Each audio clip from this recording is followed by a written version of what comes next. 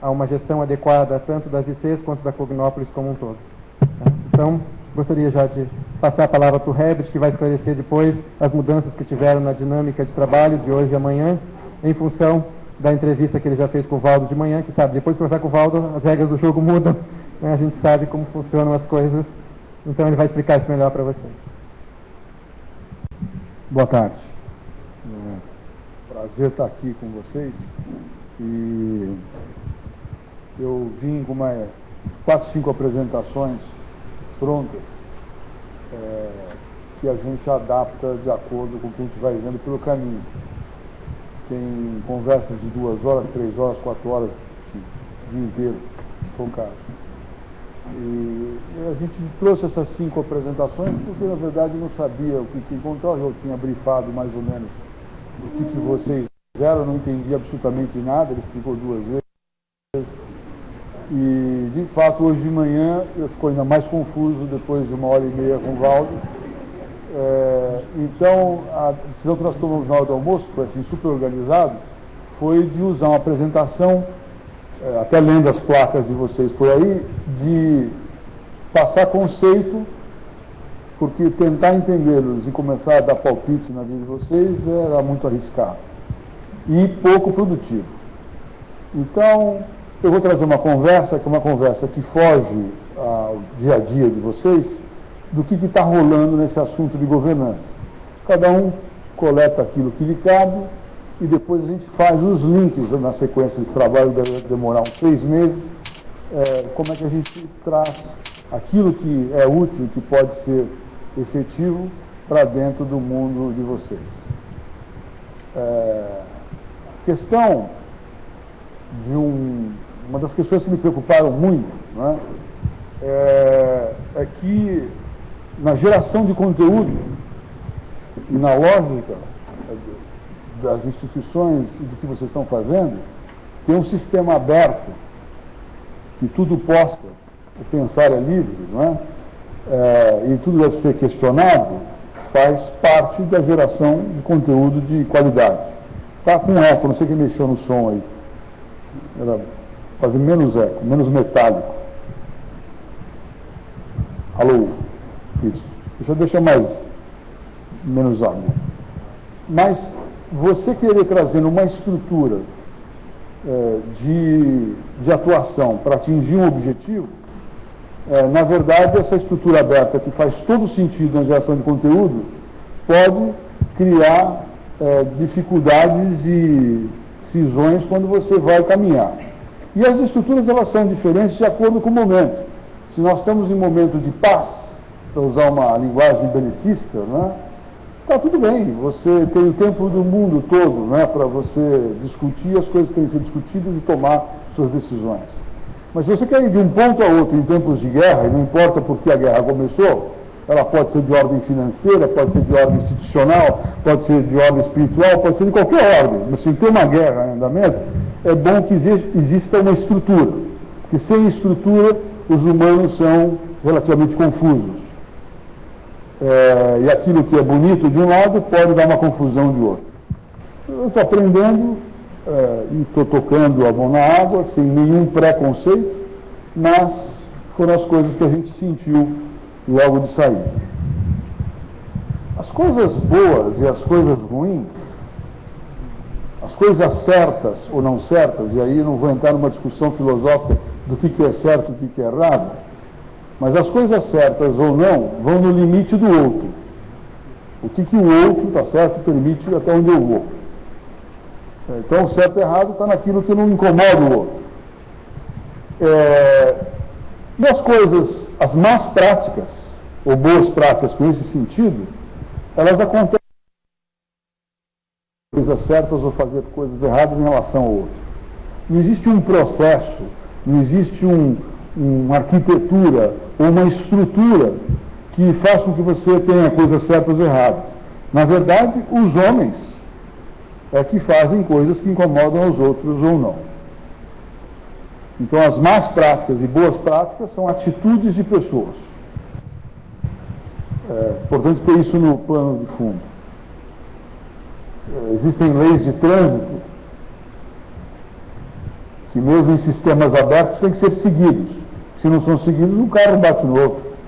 Aqui nós não estamos discutindo de forma muito simplista se a lei é uma boa lei, é bem escrita ou se não é bem escrita. O fato é que a lei, ela existe para regular determinadas relações. Mas todos nós levamos multa, ou pelo menos lá em São Paulo, muitos levam multas. Eu levo multa todo dia. Mas está claro que ali só pode andar a determinada velocidade, que eu não posso passar esse farol, que eu não posso isso. E eu tenho um monte de pontos na minha carteira. Um velhinho, e aqui não importa o viés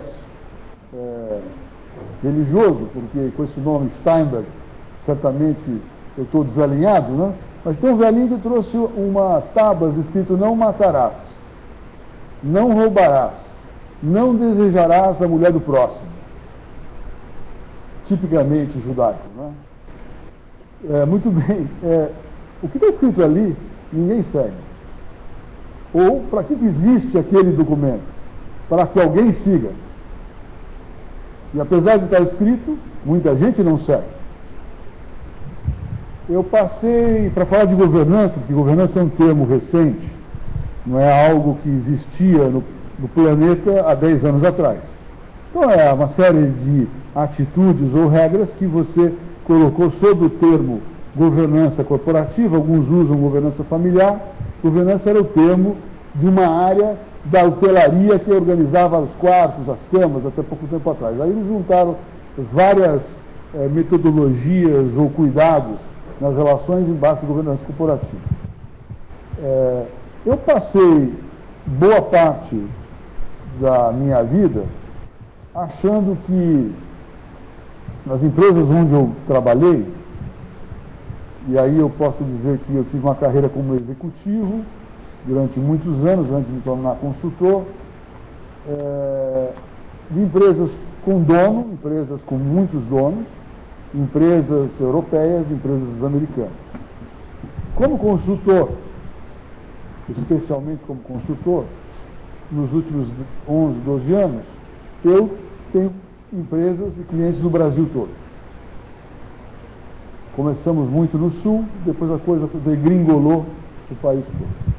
A gente está falando em Canoas, está falando em Caxias, está falando em Dourado, está falando em Passo Fundo, está falando em Erechim, está falando em Chapecó, está falando em Saudades, está falando em Criciúma, em Lages, Blumenau, nós estamos falando de Curitiba, Maringá, Sinop, Araraquara, Lindiúva, São José do Rio Preto. Estou dizendo clientes existentes, né?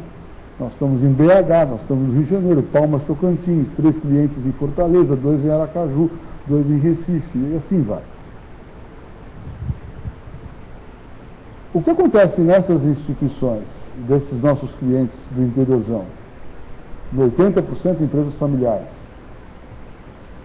O vô começou a empresa, ou que o cara lá se juntou com um irmão, com um primo e montou um negócio para sobreviver, para sustentar os filhos. Das empresas onde eu participei do board como estatutário do Citibank, onde eu fui executivo muitos anos, do velho Citi, quando ele funcionava, ou empresas europeias, a única diferença é nenhuma. Nenhuma diferença, é tudo igual. Porque estas organizações são feitas de pessoas. E não existe nada além de pessoas. Absolutamente nada. O pessoal acha que tem alguma coisa além das pessoas. Não tem mais nada. E não é pessoas do seu ponto de vista meigo, romântico, né?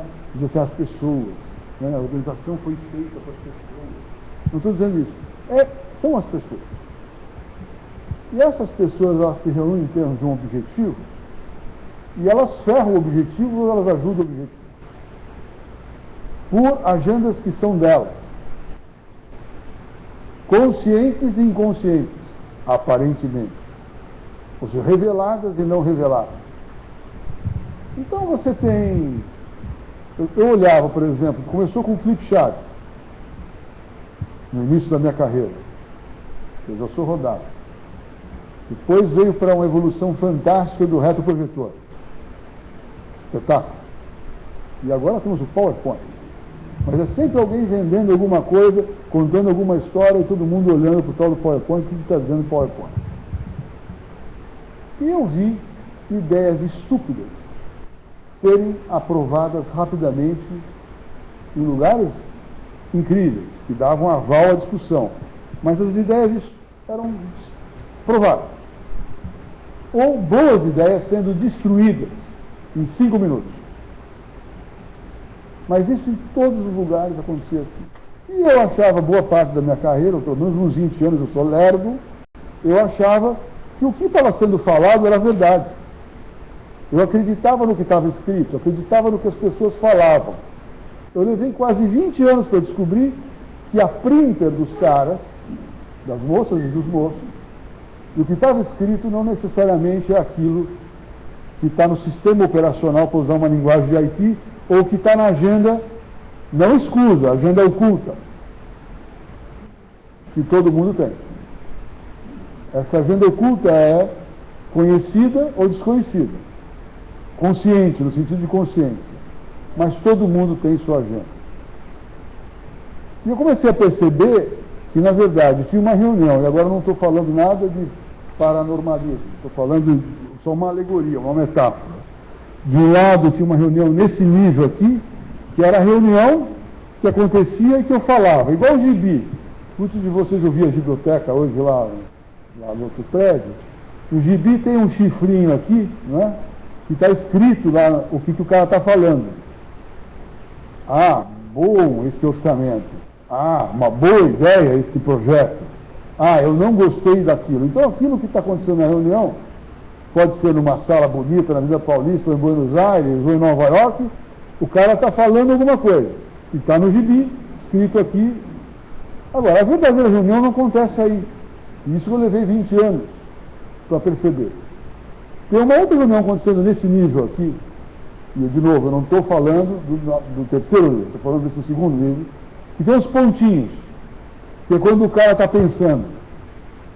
No gibi não é assim, quando o cara está pensando, tem os pontinhos, tem os chifrinhos, com os pontinhos separados assim. Muito bem. Ali o cara está acontecendo a verdadeira reunião. O cara está pensando, não está falando. Essas falas, esses conteúdos, nem sempre batem. A maioria das vezes não bate. Ser assertivo na comunidade, pelo menos latina, vamos pegar aqui do México ao Uruguai, é falta de educação. Ser assertivo é falta de educação. E falar a verdade também. Tanto que você, para falar que está apaixonado em inglês, você é direto, straight to the point, I love you. E quando você, está certo, vai falar no Brasil sobre estar apaixonado por alguém, você leva algum tempo a mais. Pinta um clima, você conta umas histórias, conta uns casos, dá umas voltas, até que você vai falar, não diretamente, tá certo? Você vai falar que você gosta da pessoa. Se é em Buenos Aires, se é no mundo latino, se é na Espanha, é mais confuso, porque vira uma tragédia. Até o cara falar, tá certo? É revestido de uma... Até a linguagem é diferente. Mas na nossa cultura latina como um todo, falar a verdade e ser assertivo é sinal de falta de educação. Então isso nos complica. Somado ao fato que eu falo, mas o que eu vou decidir, usar para decidir, é um outro tipo de arsenal. Eu vou usar um outro conteúdo.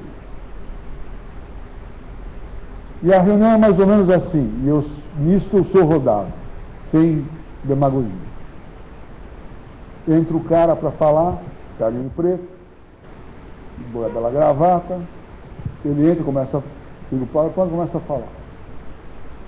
Quem está na plateia, olha para o cara e de longe, sem falar, começa a pensar.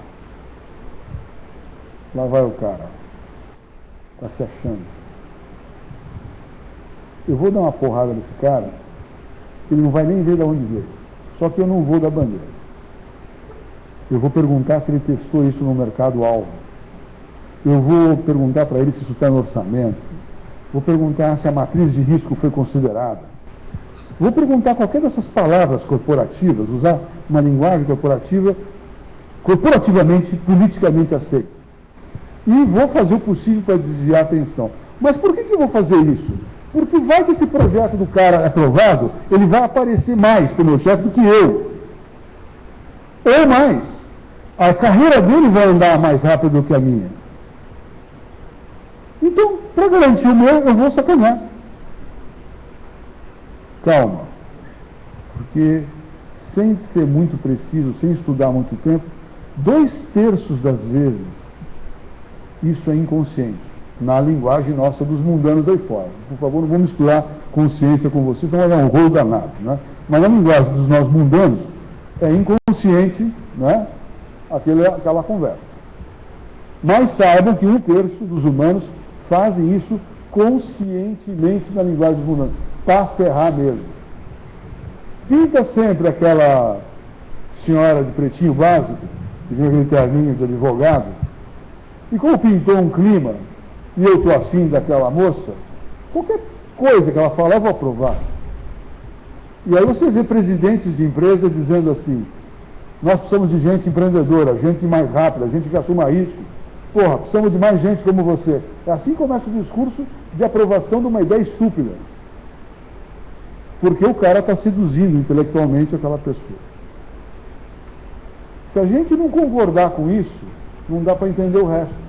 Não dá para entender as estruturas de mercado de capitais, não dá para entender as decisões, como é que elas são tomadas, a percepção e a realidade. Guarda isso na memória. Vamos falar de Bolsa de Valores um pouquinho.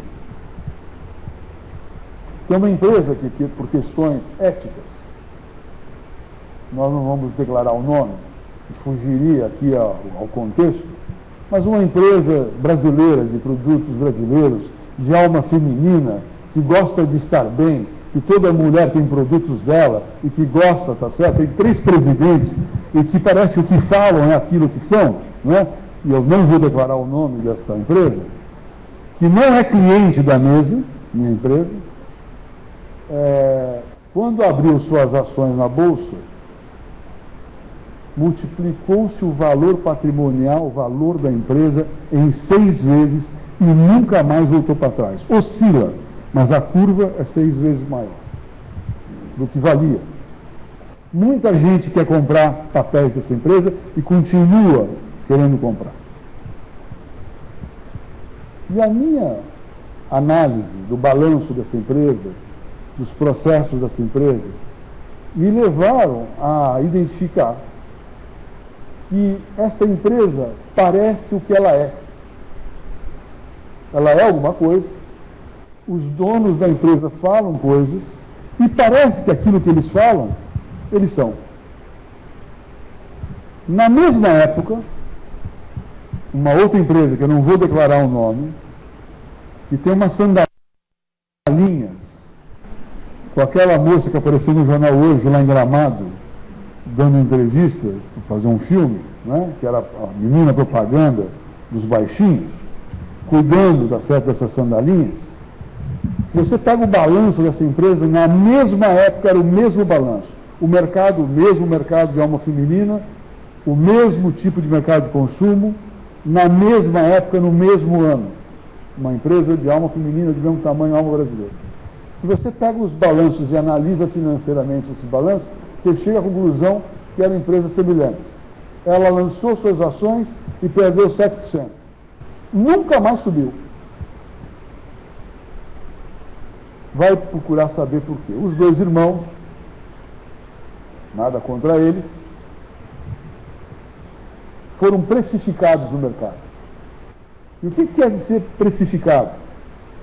É que, embora eles sejam igual a outra empresa, não essas pessoas, mas as empresas, eles não parecem.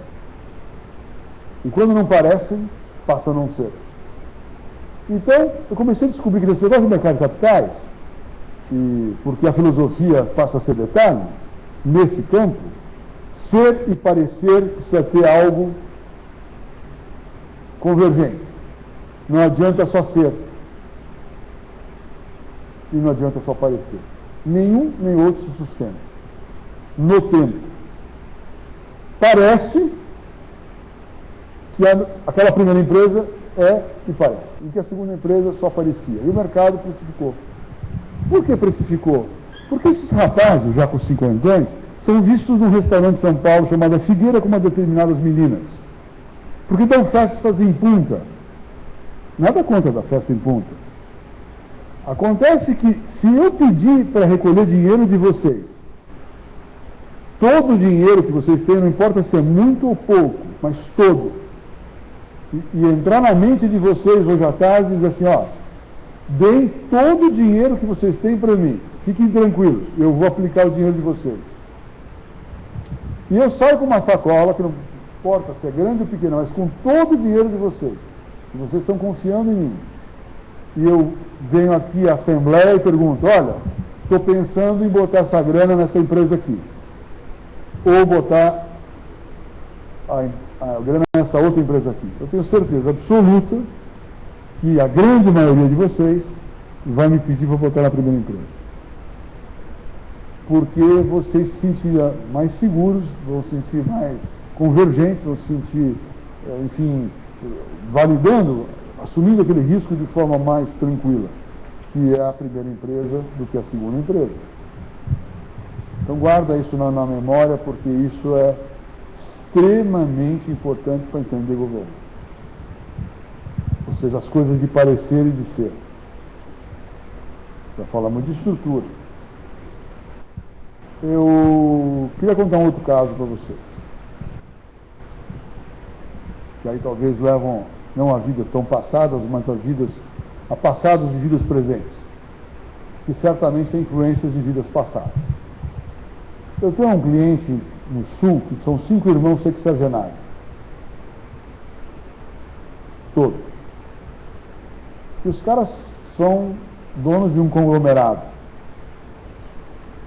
Estão em várias áreas. E tem irmãos mais operantes, com mais energia, com mais opinião, e outros irmãos mais cautelosos. Mas tem um lá que gosta de falar, gosta de se expor, gosta inclusive de que o mercado o confunda como o chefe do clã, embora não seja. Ele é apenas um dos 5. Mas ele gosta de falar e todo mundo pensa que ele é o cara, na linguagem do Lula, né? Mas esse cara, ele acerta 2 e erra 3.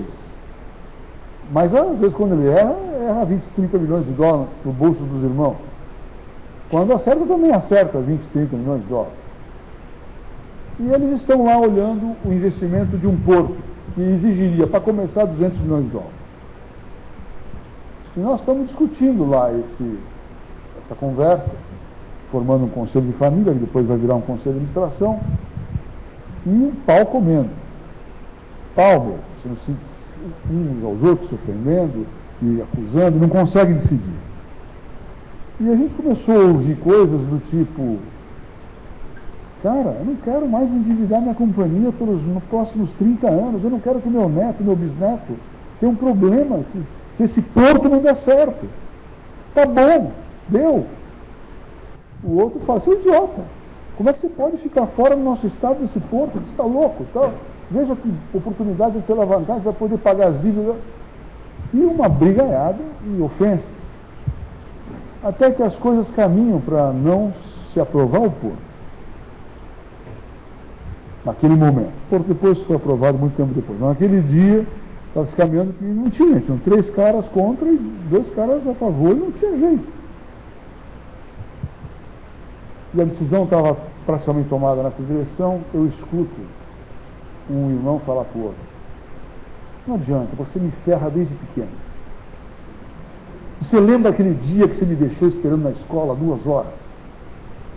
Ou seja, nós estávamos discutindo investimentos de milhões de dólares, centenas de milhões de dólares, e o cara lembrou do dia que o outro irmão sacaneou ele e não foi buscar na escola. E eles brigam muito o tempo todo. E essa briga certamente levará, se não cuidada, à destruição deles. Os maiores desafios não são externos a uma organização, mas são internos à organização. as relações. Os impérios são destruídos, as coisas acontecem porque as pessoas não se dão. Aliás, para lidar com eles, eu fui conversar com a mãe deles, 90 e poucos anos. Só para levantar, que é o seguinte: o mais novo tem 62, o mais velho tem 69, são 5 irmãos. Empresários conhecidos, com nome e sobrenome, com a empresa conhecida. Não interessa aqui nem dar dica de quem seja. Mas eles são italianos. E eu fui conversar com a dona tal, e a dona tal ofereceu: dona tal, a senhora tem alguns problemas lá, os meninos brigam muito. Os meninos brigam muito. Né? Isso. Aí, para assim, chama o almoço.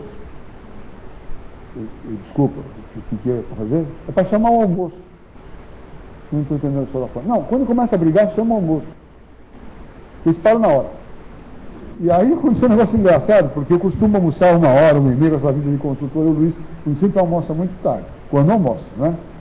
E era 11h30 da manhã, longe do horário que eu tenho que almoçar. E os caras começaram a pau, né? E eu resolvi testar o negócio da senhora lá. Era 11h30. Vamos almoçar?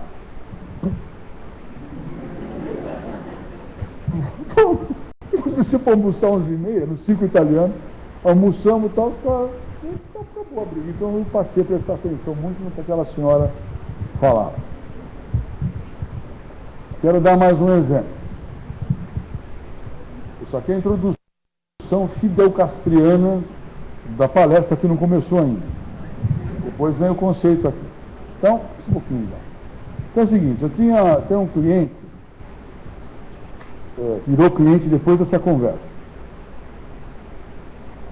Um senhor chegou lá na Rua Mauri, São Paulo, pedindo para ter informações sobre conselhos. Eu imaginei conselhos de administração. Mas era uma pessoa do oeste catarinense, um empresário conhecido oeste catarinense, que tem uma empresa, e ele chegou, fala muito baixo, muito tímido, fala para dentro, ele chegou e falou assim: eu queria saber se o senhor pode me dar um conselho, e queria saber preço de conselho, porque estamos com uns problemas lá na empresa e precisamos ter um conselho. O senhor, por gentileza, o senhor está querendo um conselho, o senhor quer saber quanto custa o meu conselho? Não, nós estamos com um problema. E eu tentei conversar, ele passou algumas informações. Eu tenho um problema lá, que tem um cara que gasta muito, tem outro cara que não sei o quê. E eu precisava que o senhor me fizesse uma proposta. Uma proposta, porque o senhor resolveu o meu problema. O senhor faz uma proposta. Elas parecido com 2 ou 3, né? Me pediram uma proposta, como é que resolveria. Falando: você está louco, proposta? Sei lá do que vocês estão falando, né? Deixa eu conversar com o povo primeiro. Eles contam as coisas e depois a gente volta, né? Tanto que depois vocês vão ver que o Luiz vai contar o que a gente vai fazer, como a gente vai ouvir vários de vocês individualmente, para depois voltar daqui a alguns dias e voltar para você: ó, tem esse conjunto de rolo aqui, a gente acha que a gente resolve assim, né? Ou vocês resolvem, nos ajudam a resolver. Mas eu falei: agora, senhor fulano, fica tranquilo, deixa eu ir lá na sua empresa. Onde fica a sua empresa? Fica em Joinville. Deixa eu ir lá, porque eu converso com os seus sócios e a gente diz para o senhor o que é para fazer. Tá bom. Eu falei: me paga uma passagem, dá uma comidinha lá, eu vou lá, como volto e falo que o senhor não vai custar nada. E fui conversar com esse pessoal. O que era a história? 2 empresas têxteis, pequenas. Uma faz esses tecidos que o povo corre no sul, ou sua e não molha, dry fit, um tipo de tecido especial de roupa de corrida, né? E o outro faz esses tecidos de tênis, ou de cortina, de sofá. Mas eram 2 empresas separadas. Essas empresas, para melhorar sua condição de retenção de cliente e entrar na cadeia produtiva, e ter uma vida mais longa com o cliente, precisa de uma tinturaria. Então faz tecidos, usa ambas, para finalidades diferentes, mas faz sentido fazer uma tinturaria. E tinturaria é um negócio que é caro, é uma estrutura cara, tinturaria industrial, não é uma coisa assim. Precisa muita grana. E eles então, como eram empresas pequenas, começaram a frequentar o ambiente do BNDES, do Banco Mundial, ir atrás de dinheiro, né, do Finame, para financiar máquinas. E, ao mesmo tempo, começaram a visitar as feiras em Frankfurt, que é lá que vende a tal da máquina que pinta o pano de qualquer cor. E era dois irmãos de um lado, numa empresa, que não se conheciam dos outros, filho e pai de uma outra empresa pequenininha. Os dois tiveram a mesma ideia, na mesma cidade, ao mesmo tempo, de ter uma tinturaria. Tanto foram nesses tais de Finame, BNDES, Banco do Brasil, tanto foram para as feiras em Frankfurt, que acabaram se conhecendo. Você vai fazer? Eu estou fazendo uma tinturaria, também fazendo uma tinturaria. Bom, resumo da ópera, para simplificar, fizeram uma tinturaria juntos. Uma fábrica espetacular. Aliás, qualquer um de vocês que, se for de Joinville, ou passar por Joinville, por favor, me ligue, que eu quero levar vocês nessa fábrica, porque é um espetáculo. Só que ficou tão bom, mas tão boa a tal fábrica nova, que eles, sem querer, querendo, começaram a migrar coisas das fábricas antigas para dentro da companhia nova. Ah, manda isso aqui para a fábrica nova. Ah, manda isso aqui para a fábrica nova. E logo em seguida veio a tal da sinergia. Prender a sinergia. Não precisa de dois disso, não precisa de dois daquilo, poder de fogo com o cliente, poder de fogo, tá certo, com o fornecedor, né? Porque tudo melhora, porque está maior. E agora sou um só. E aí, sabe uma coisa? Vamos simplificar. Vamos fazer uma empresa só. Que aí resolveu tudo. E, de fato, 30, 40 dias depois de juntar tudo, estava aquele senhor lá na minha sala, querendo saber preço de conselho, como é que fazia o conselho, que era aquilo que ele verbalizava, que ele conseguia verbalizar. Mas na minha andança lá, eu aprendi o quê naquelas conversas? Este senhor que falava para dentro era dono de 11 empresas. Uma máquina. Sendo que aquela empresa era uma das 11. O último elo da cadeia produtiva dele, uma empresa para ele sem importância. E a conversa dele era ROI, Return on Equity, era EBITDA, Earning Before Income Tax, Depreciation Apart. O negócio dele era bottom line, era resultado. O resto ele não quer saber, ele quer saber, eu botei quanto nessa empresa, quanto a grana que me dá, e deu. Esse era o tal de cara. Ele tinha um irmão. Sabe aquele irmão que não deu certo? Que não fez 11 empresas? Que era mais novo, enciumado do irmão que deu certo. E ele usava como metodologia gerencial todo o seu trauma por não ter dado certo, como o despótico ser de conduzir uma empresa para que aquele palco organizacional servisse ao seu trauma. Então você precisa imaginar ver como é que funcionava aquele trem lá, do ponto de vista de gestão. Na outra empresa, que era a mesma empresa, tinha um sócio, sócios juntos, e falecido, querido, eu posso dizer o nome dele, o senhor Dita, cara de cabelo branco, com a sobrancelha virada assim, parecia um gepeto. Sabe o gepeto dos brinquedos? Igualzinho o gepeto. O senhor Dita adorava máquinas. Ele adorava o teatro. Ele tirava semitons das máquinas. As máquinas faziam cores incríveis. Ele descobria todos os botõezinhos das máquinas. Na verdade, se a máquina fosse alemã, era uma delícia. Se ela custasse 1.800.000 euros, então ele ficava mais feliz ainda. Não havia máquina de tintura, de tecelagem do planeta que ele não conhecesse. O negócio dele era botar a máquina para dentro. Seu filho, não conhece o nome, estava na sociedade, explicitou para mim, para proteger o pai, para que o pai não se ferrasse com os outros dois, porque ele tinha certeza que os outros dois iam ferrar o pai. Ora, uma empresa feita em conjunto, ao mesmo tempo, com o mesmo objetivo, com o mesmo esforço, com o mesmo tudo, tinham só 4 pessoas, com interesses econômicos e na mesma empresa.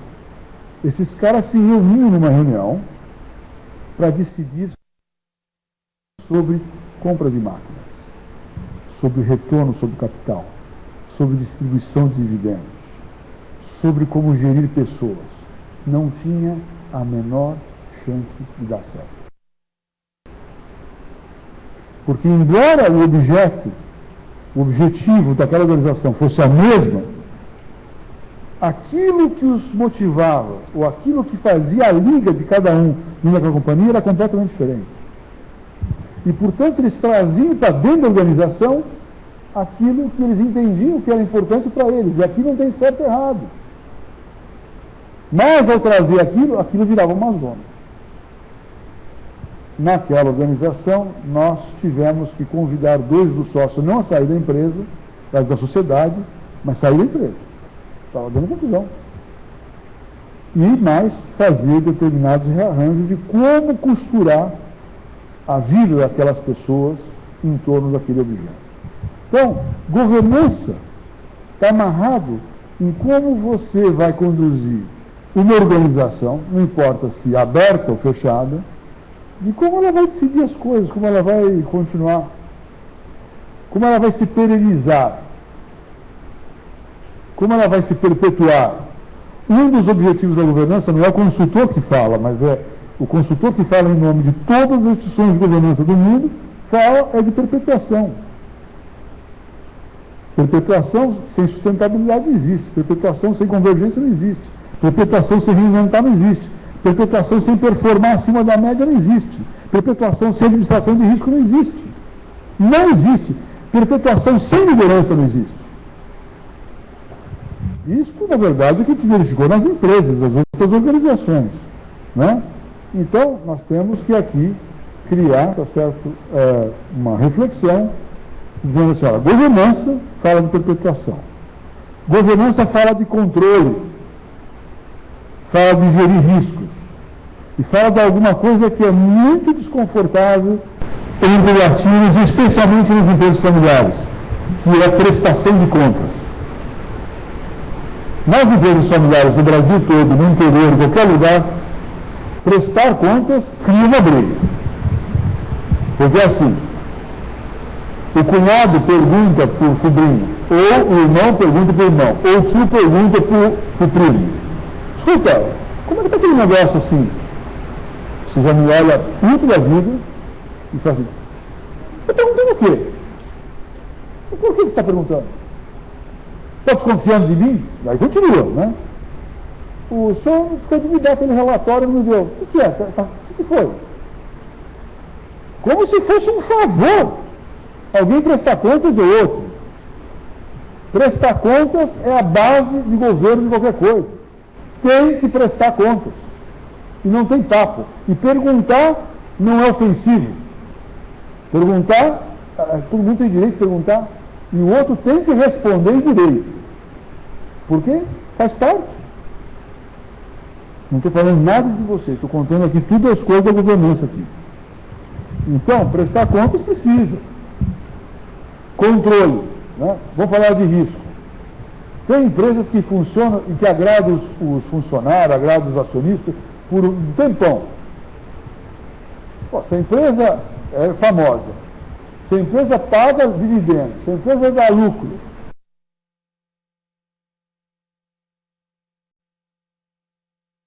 tem banco com nome de praia que sumiu.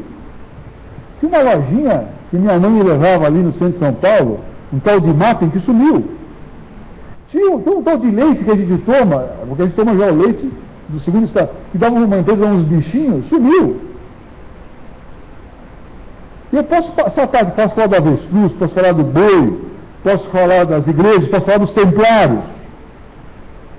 Posso falar dos templários, horas. E digo como é que sumiu. Né? Então, temos que tomar cuidado, porque se a gente não criar um sistema de governo, some. Mas não só porque alguém tem desejo, porque a natureza sumiu. Um outro pedaço dessa pequena introdução da palestra que a gente vai depois passar os slides. Queria falar sobre pessoas. Como as pessoas são.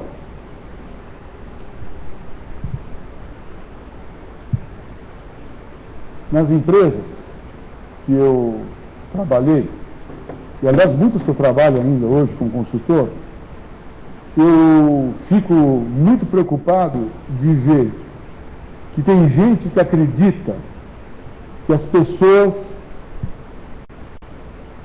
são capazes de se dividir em entes, em ser mais de um. E a maior besteira que eu escuto é o cara falar enquanto profissional, eu, enquanto pessoa, começa a achar que o cara pode ser profissional e que o cara pode ser pessoa. Isso não existe. O cara é um. Pode ter sido muitos, mas ele é um. Mas ele, no exercício do papel dele, é um. Você não tem um filtro igual esse raio-x de aviação, uma porta, uma catraca virtual, que você entra de manhã pela porta, passa naquele filtro e você bota no escaninho virtual sua sexualidade, sua espiritualidade, o time que você torce, o tamanho da sua conta bancária, o cheque pessoal, os seus traumas, você deixa tudo ali no escaninho, você entra dentro da organização totalmente você, profissional, você trabalha ali na organização e à tarde, sabe a que horas, você recolhe sua espiritualidade de volta, sua sexualidade, e você volta a ser o que você era. Isso é uma bullshit. Você leva para dentro da organização suas frustrações, suas circunstâncias. E a somatória da energia das pessoas é que faz com que as circunstâncias sejam favoráveis ou não. Mas todo mundo leva essas circunstâncias para dentro da companhia. E nós precisamos cuidar muito bem disso, porque senão dá caca.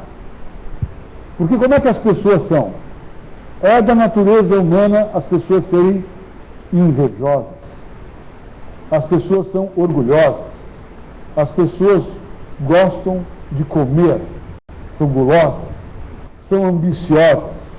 As pessoas fazem uso da parcialidade, são dissimuladas, são apaixonadas, são totalmente parciais. Espera aí, você está exagerando, você está indo contra, sabe, tudo que a gente pode acreditar da natureza humana. Bom, as pessoas são assim. Só se acalmem os que estão ficando depressivos, porque na verdade também é inconsciente. Muitas das vezes que eu sou assim, que você é assim, que você é assim. Mas nós somos assim, o tempo todo. A gente é que simula. Ora, se eu sou parcial, se eu sou invejoso, se eu sou orgulhoso, se eu sou vaidoso, como é que eu vou me transformar numa outra coisa dentro da empresa, fingir que não sou, e não, vou tomar a decisão agora baseado no outro. Vou tomar agora a decisão genuinamente cuidando do outro. Não, não se preocupe, eu sou guloso, mas não vou comer. Não se preocupe, eu sou vaidoso, mas não vou ser mais vaidoso. Lógico, isso é um trabalho que cada um faz consigo. Mas as pessoas são assim. E mesmo que fosse possível, tá certo? Que nós estamos fora dessa amostra dos seres humanos, todos os outros são seres humanos. Aliás, talvez por isso que inventaram as regras de trânsito. E as tábuas. E o resto. Para nos organizar.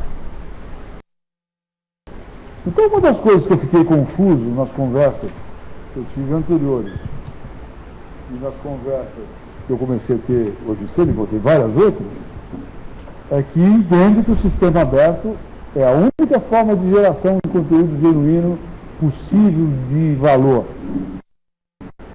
Só que nós não podemos importar, ao meu modo, tomando um tremendo risco, né, de ver esse princípio para o resto, para tudo, sob pena de que a gente não vai cuidar do risco, não vai cuidar do controle, não vai cuidar de coisas que são absolutamente imprescindíveis para a comunidade como um todo.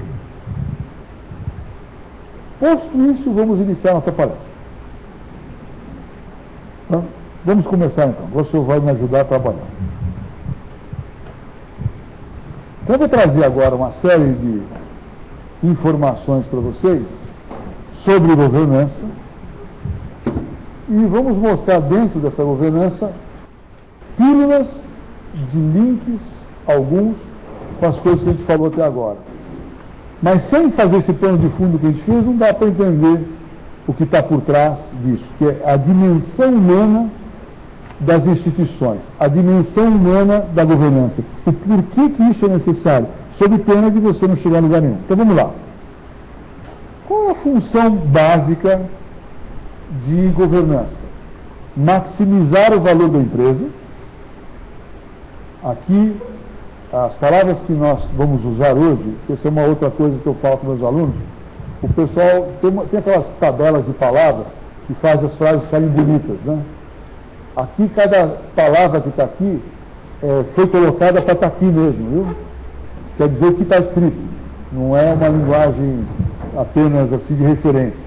Quer fazer a empresa valer mais, dar valor, mais grana. Grana, valor é grana. Não é o valor que nós estamos acostumados a discutir aqui. Valor e grana. Né?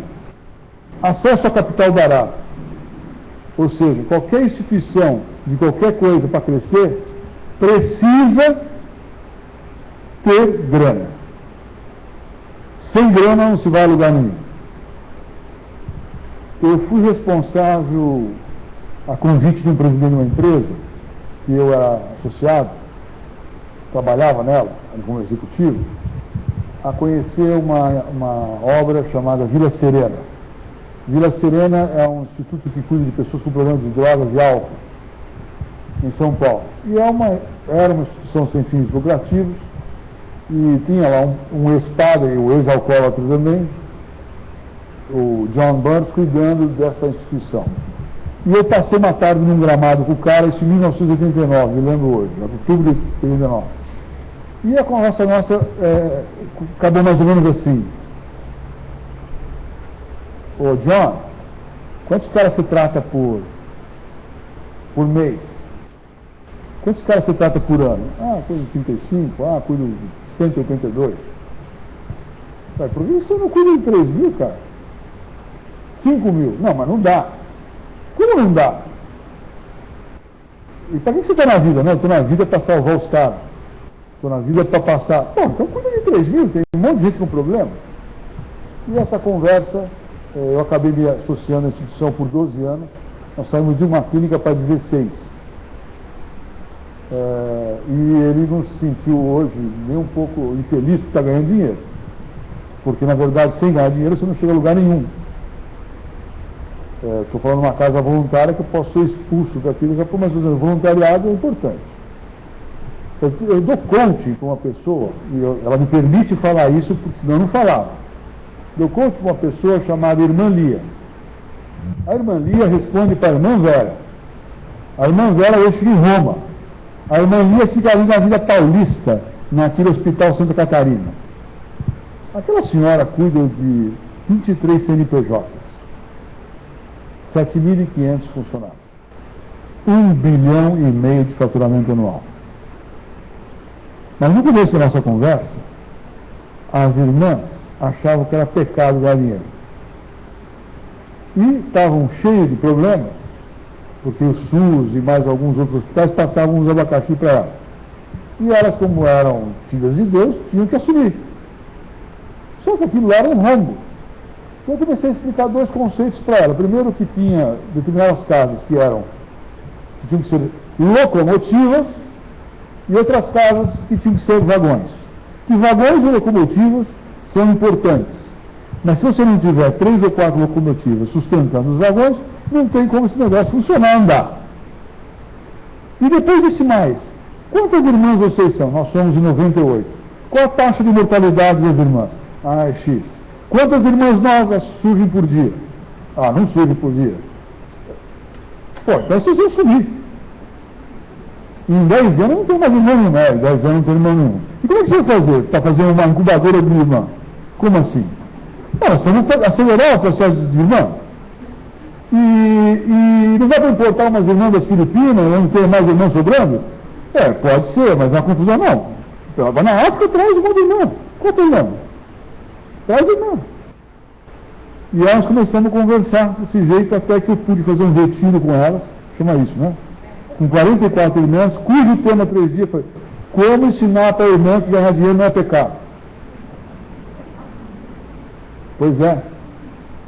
E as irmãs vão muito bem, obrigado. Elas fazem totalmente a gestão. Mas o que eu derrubei, eu ajudei, eu fui apenas o elemento provocador de que assim, olha, tem que ganhar grana. E aí teve discussões de partes a parte, porque a irmã Vera, que é a chefe dela, falou assim, pô, mas o senhor está mexendo com um monte de coisa aqui que o senhor não devia mexer. Eu falei, não, eu sei, mas a senhora precisa sustentar a perpetuação dessa companhia. O Vaticano vai dar alguma coisa? Não, não vai dar nada. Eu falei, então como é que a senhora quer continuar? Agora, é sua obrigação continuar servindo a Deus, não é? É sua obrigação continuar ajudando as pessoas. Você vai ganhar grana para fazer isso? Como é que você vai continuar sustentando todo mundo sem ter grana? Está louco? Uma outra coisa disse, será que não seria o caso de vocês se juntarem num lugar só, em vez de sair cubando irmãs? Se vocês em 99 voltassem à origem do que vocês são e cuidassem da espiritualidade concentradas nas instituições, querendo parar de ser enfermeira, executiva, e mecânico, e sei lá o quê, e começassem a cuidar da espiritualização de fato, e botassem uma profissionalização, ou seja, algumas irmãs seriam gerentes, diretores, o resto não. São operários do espírito. E a gente pega lá 2 ou 3 e vamos profissionalizar essa companhia. Não quer dizer que vamos expulsar o nome dentro da companhia, mas nós precisamos ter um modo de gente nos ajudando a performar. Para isso, não é pegar simplesmente um matador no mercado e querer colocar no lugar da irmã porque vai dar caca. Temos que achar alguém com os princípios, com um jeitão, com DNA, mas que seja no ramo de gestão para te ajudar. Começou a profissionalização dentro do hospital. Então, outra coisa é grana. Não só performance, otimizar a gestão, significa que quem não cresce acima da média está fora do jogo. Não é mais por ambição a necessidade de ter gestão. A necessidade de gestão é sobrevivência. Se você não gera performance, você não tem condição de perpetuar. Então, funções básicas são essas 4. Maximizar o valor da empresa, valor, grana, acesso, perpetuação. Vamos em frente. Tem 48 descrições, pelo menos, em livros diversos. Eu poderia fazer lá uma curva para vocês de definições de governança. Eu resumi aqui as 48 na 49ª, tá certo? Para ficar mais fácil. A governança é um conjunto de relações entre as partes interessadas, na determinação de 3 coisas: direção e estratégia, performance e controle. Por favor, guardem isso. Performance, direção estratégica, controle. Controle é o tal da prestação de contas. Performance é para onde vai. Direção estratégica para onde vai. Controle é saber se a performance vai acontecer antes. E outra coisa é garantir que os interesses da alta gerência estejam alinhados com os acionistas. Significa lá nas irmãs que eu tinha que entender o que os chefes da irmã queriam e que não queriam. Porque não adianta também você ter o gestor achando que ele sozinho faz o que quer, sendo que seus acionistas querem outra coisa. O executivo, a palavra executivo decorre de executar. O executivo que depois começou a usar pano preto, andar de classe executiva no avião, pasta executiva, achou que era diferente. Mas o executivo é o cara que executa. O acionista é o cara que manda. É o que diz o que ele quer que aquele executivo faça. Então, nós precisamos garantir que os interesses desses executivos estejam alinhados com os interesses do acionista. E se você não alinhar, quer seja por punição, quer seja por premiação, você não consegue chegar a lugar nenhum. Aqui eu falo de política de consequências. Nós determinamos num código de ética e conduta. Vamos ser assim. Vamos fazer isto, vamos fazer aquilo. O que pode, o que não pode aqui. Seria como se a gente escrevesse as nossas tábuas. Mas, se a gente não tiver uma política de consequências amarrado, paralelo a aquilo que está escrito, você escreve aquilo, não sei para nada. Vou ser bonzinho, eu não sou bonzinho, sou malzinho, não acontece nada, eu faço o que eu quero. Então, nós temos que ter um código de conduta e, amarrado com o código de conduta, nós temos que ter uma política de consequências. Não me levem a mal, mas eu vou contar outro caso. Tem uma empresa, e essa eu posso até falar o nome, tem uma empresa chamada Bradesco, fica lá na tal da Cidade de Deus. Não sei porquê, mas chamo lá em São Paulo de Cidade de Deus. E eles têm uma empresa de informática chamada CPM. Essa empresa, CPM, era a dona, o Bradesco e um cara. O nome do cara, Arnaldo Albuquerque. Esse cara, na verdade, tinha 49% de uma empresa que o Bradesco tinha 51%. Mas a empresa era o cara. E tinha um monte de gente trabalhando. Era uma empresa com sucesso e fazia negócio, etc. Em um dado momento,